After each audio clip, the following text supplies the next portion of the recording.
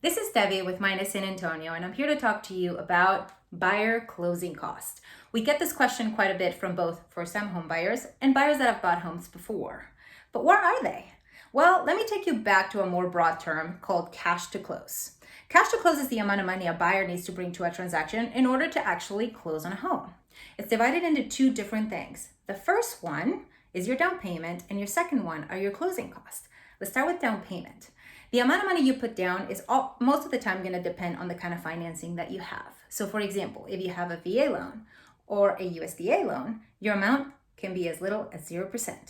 With an FHA loan, 3.5%, and with a conventional loan, depending on the lender, sometimes it's 3%, sometimes it's 5%. Now that doesn't mean you can't put more down, but usually those are the minimums. Now, the down payment cannot be funded in any way by the seller. It needs to be 100% brought to the table by the buyer. Now let's go to the second part of your cash to close, which are your closing costs. Closing costs are divided into two things. The first one is your prepaids, and then your second one are your fees. So prepaids.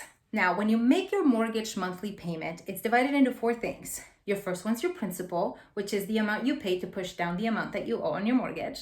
The second one is your interest, which is the amount you pay to the bank for having lent you the money.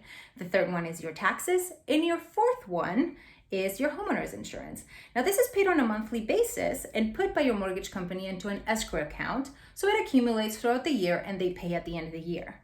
Now, when you first close on a house, mortgage lenders usually require for an amount to put into that escrow account as a buffer. So those are your prepaids.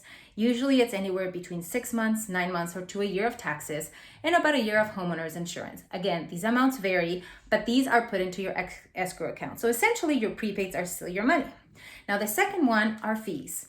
Lender fees, escrow fees, paperwork fees, attorney fees, and any other fee that go into that transaction.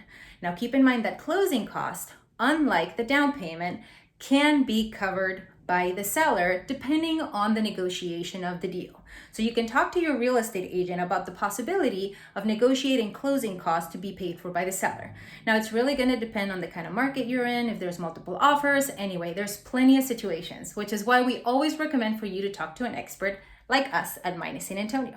So you're thinking about buying a house, even selling a house, or you just want a little bit more information, you can contact us on the website below.